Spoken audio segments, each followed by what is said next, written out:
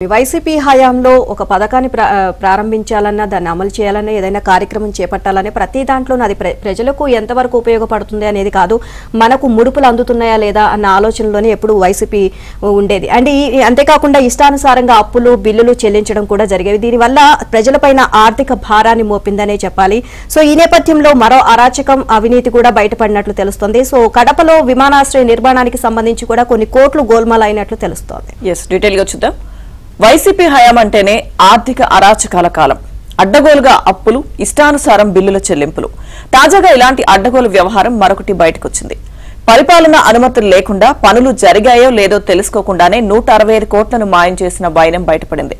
అప్పటి ముఖ్యమంత్రి జగన్మోహన్ రెడ్డి సొంత జిల్లా కేంద్రమైన కడప విమానాశ్రయం అభివృద్ధి పేరిట నిధులు గోల్మాల్ చేసినట్లు తేలింది.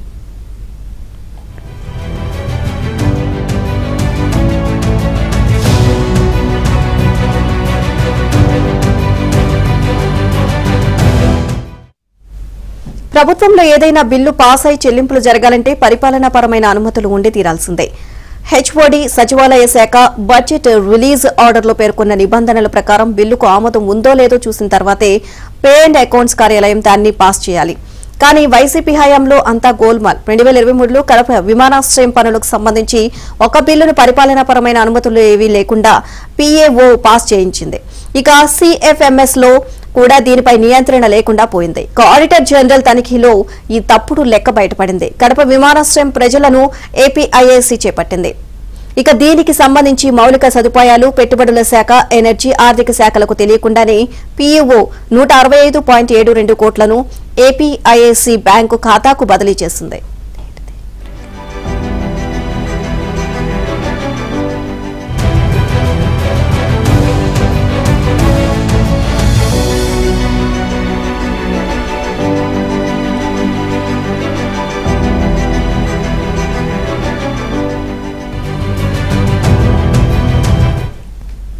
ఏపీఐఏసీ ద్వారా ఆ డబ్బు ఎవరి జేబుల్లోకి చేరిందనేది ఇప్పుడు ప్రశ్నార్థకంగా మారింది. విమానాశ్రయ పనులు అనుకున్న మేరకు పూర్తయితేనే ఐఎన్ఐ గాని, ఎనర్జీ శాఖ గాని పరిపాలనాపరమైన అనుమతులిస్తాయి. దీనికి ఒక పకడ్బందీ పద్ధతి ఉంది. ముందుగా పనులు పూర్తయినట్లు క్షేత్రస్థాయి అధికారుల నుంచి నివేదికలు తెప్పించుకోవాలి. వాటిని జిల్లా స్థాయి అధికారులు ధృవీకరించాలి. తర్వాత సచివాలయ స్థాయిలో కార్యదర్శి పరిపాలనా అనుమతులు జారీ చేస్తేనే పీఏఓ నుంచి నిధులు విడుదలవుతాయి.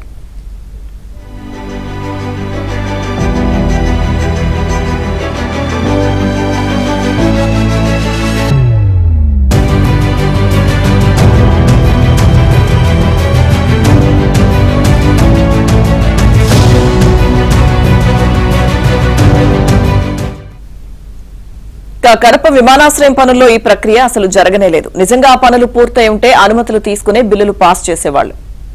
పనులు చేయలేదు కాబట్టే ఆ రెండు శాఖలు పక్కకు తప్పించి నేరుగా పీఏఓ ద్వారా బిల్లు పాస్ చేయించుకుని 165 కోట్లను ఏపీఐఏసీ జేబులో వేసుకుంది అనే అనుమానాలు తలెత్తుతున్నాయి. ఓవరాల్ గా ఇదే అంశానికి సంబంధించి మరిన్ని అప్డేట్స్ మా కరెస్పాండెంట్ సత్య అడిగి తెలుసుకుందాం. సత్య, కడప విమానాశ్రయ పనులకు సంబంధించి సో చాలా వరకు అంటే 163 కోట్ల వరకు గోల్మాల్ జరిగినట్లు తెలుస్తుంది. ఓవరాల్ అప్డేట్స్ ఏంటి? వైసీపీ హయాం అంటేనే ఆర్థిక అరాచకాల కాలం. అడ్డగోలుగా అప్పులు, ఇష్టానుసారంగా బిల్లులు చెల్లింపు చేయడం అప్పట్లో జరిగేది. తాజాగా ఇలాంటి అడ్డగోలు వ్యవహారమే మరొకటి వెలుగులోకి వచ్చింది.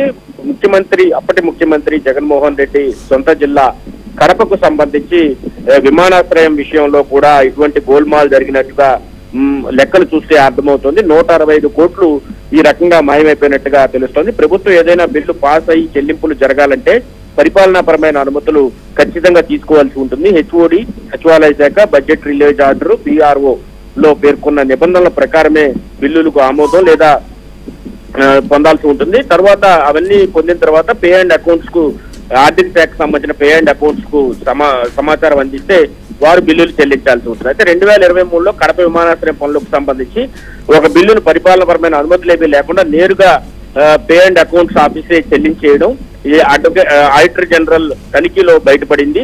దీంతో కడప విమానాశ్రయం పనులపై ఏపీఐఐసీ తీసుకున్నటువంటి 165 కోట్లు తిరిగి అవి ఎక్కడి నుంచి ఎవరి జేబులోకి వెళ్ళాయనే దాని మీద విచారణ చేయాల్సి ఉందని చెబుతున్న పరిస్థితి అయితే ఉంది. గతంలో అంటే అనేక ఆర్థిక అవకతవకలకు పాల్పడిన జగన్ సర్కార్ సాక్షాత్తు తన సొంత జిల్లా విమానాశ్రయానికి సంబంధించి కూడా పనులు జరగకుండానే బిల్లులు చెల్లించేయడం జరిగింది.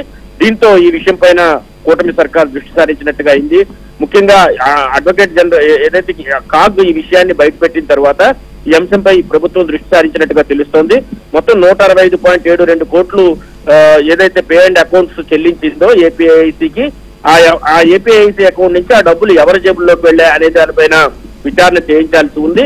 దీని వెనక అప్పటి జగన్ ప్రభుత్వ ప్రమేయం ఖచ్చితంగా బయటకు వస్తుంది అనే అభిప్రాయం అయితే అధికారిక వర్గాల్లో అయితే ఉన్నాయి. Right, thank you Satya.